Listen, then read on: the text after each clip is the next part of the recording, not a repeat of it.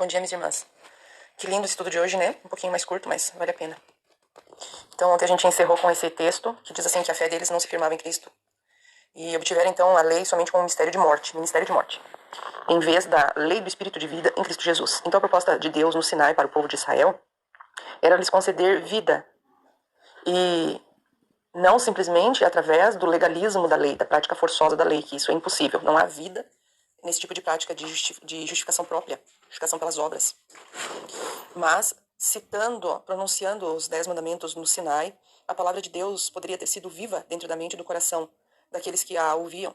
Esse era o objetivo de Deus, por isso que Deus mandou-os se purificar durante 3 dias, por isso que Deus os mandou estarem separados das esposas durante 3 dias, lavarem as roupas, porque algo especial poderia ter acontecido com eles. Mente limpa, coração limpo. O desejo de Deus é que a palavra ela fosse recebida. Como diz lá no livro Exaltai-o, de Ellen White, página 221, aquele que recebe a palavra, recebe a Cristo. Então, a palavra de Deus pronunciada no Sinai deveria ter sido internalizada dentro da mente e do coração dos ouvintes. Esse era o objetivo, por isso Isaías, no seu capítulo 8, verso 16, diz: resguarda o testemunho, sela a lei no coração dos meus discípulos. Então, a lei, ela tem um lugar para ser posta, que é o coração, a mente. E para isso, precisa existir uma rendição daquele que ouve, precisa existir uma entrega. Por isso o Senhor diz, Provérbios, filho meu, dá-me o teu coração. Deus deseja que nós possamos entregá-lo para que ele possa operar no coração humano, mas nós estamos muitas vezes tão agarrados às nossas convicções, que são adquiridas durante os anos de vida, que não compreendemos que a grandeza é que a lei seja impressa em nós, assim como foi impressa em Cristo. Cristo era a própria lei, a lei viva, a palavra viva. Toda a palavra de Deus era viva na vida de Cristo. Era esse o objetivo maior de Deus para conosco também. E precisa haver uma entrega, porque como Davi, quando se apercebeu da desgraça que ele tinha acarretado para a sua própria vida, quebrando os mandamentos de Deus e assim dando um testemunho péssimo para todos no seu reino, ele tem nojo de si mesmo e suplica a Deus: não retire de mim o teu Espírito. Porque não existe obediência sem o Espírito Santo. Não existe, a forma de piedade não interessa a Deus. Por isso que todo aquele que diz que guarda a lei e o faz mentiroso, esse é o sentido de guardar a lei sem o Espírito. É pela força, pela aparência. E Deus não deseja isso, mas assim, para que nós possamos viver essa verdade especial, precisa o Espírito, mas precisa uma rendição da mente. Então, como Paulo diz, na primeira carta aos Coríntios 2,16, quem conheceu a mente do Senhor? Exatamente, nenhum de nós conhece, mas Cristo conhece a mente do Senhor.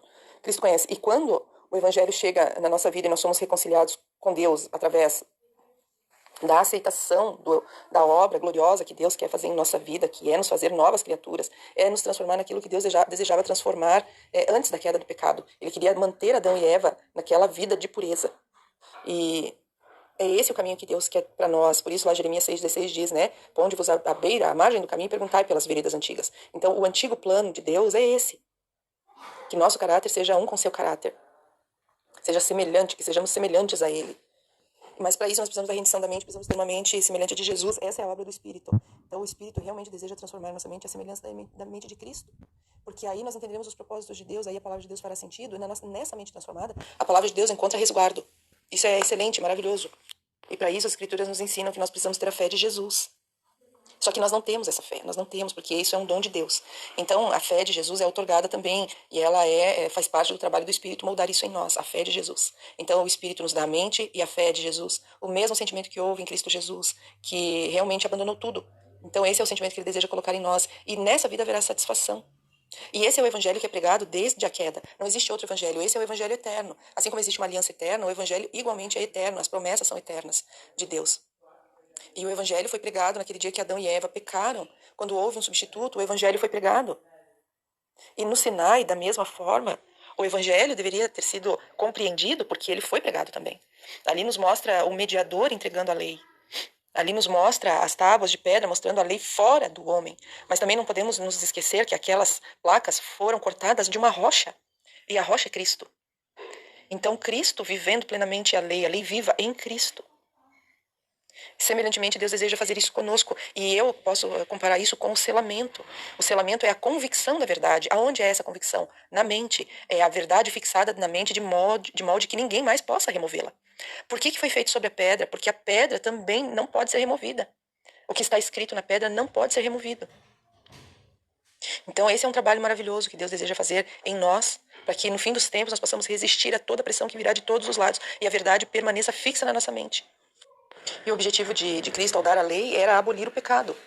Então, veja, ele veio nos dar o presente que traria a libertação realmente para Israel, que era não apenas uma libertação física do Egito, mas uma libertação espiritual do pecado. Então, quando a lei é concedida ao homem, através do pronunciar de Deus e posteriormente através das placas de pedra, ali Deus estava mostrando que o homem podia ser livre, não mais tropeçando no pecado, na pedra do pecado.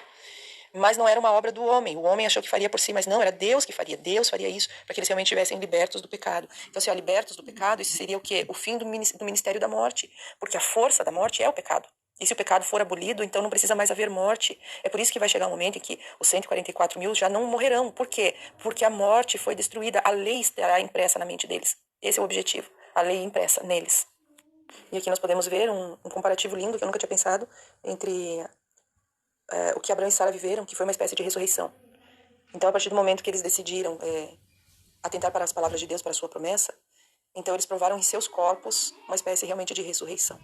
Então você veja a importância daqueles que creem, aqueles que recebem por fé as promessas. E eles já com os corpos mortos, que não podiam mais gerar, receberam de Deus o milagre do Filho. É poderoso isso, é muito poderoso.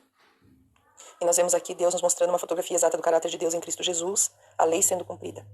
Então por isso que em Antioquia os cristãos foram chamados assim, pequenos cristos, porque eles também viviam de forma verdadeira o cumprimento da lei. E nós estamos sendo convidados a passarmos pela mesma experiência. Que Deus nosso Senhor nos ajude. Que Deus nosso Senhor nos ajude a entendermos, crermos, aceitarmos, vivermos e pregarmos essa mensagem tão linda e poderosa.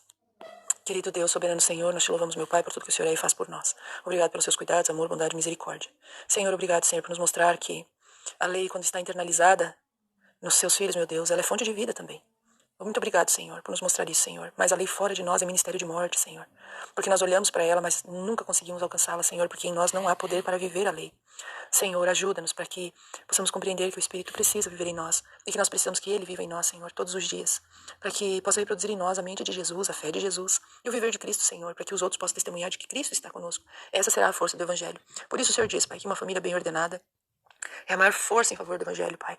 Porque é um exemplo vivo daquilo que o Senhor pode fazer em termos de restauração para pais e filhos. Senhor, ajuda-nos a render nosso coração a Ti, Senhor. E suplicar como fez Davi. Não retire de mim o Teu Espírito, Senhor. Por favor, ajuda-nos a caminhar lado a lado contigo. Dá-nos o batismo do Espírito Santo hoje, renova nas forças espirituais, mentais e físicas. E dá-nos o selo do Deus vivo. Precisamos, Senhor, precisamos desse selo, Senhor. Fica conosco, com os esposos, os filhos. A lista de oração, Senhor, que foi preparada pela irmã Kátia, Senhor. Tu sabes quantas pessoas estão sofrendo, Senhor. Tu sabes quantas estão precisando de Ti, Senhor. Pai, neste mundo não há um só que não precise de Ti. Mas muitos não recorrem ao Senhor, não Te conhecem, meu Deus. Mas eu Te suplico em nome de Jesus que todos os sinceros que estão sobre a superfície da terra sejam alcançados pelo Senhor, meu Deus. E que as trevas não prevaleçam sobre a luz. É o que Te peço em nome de Jesus. Amém.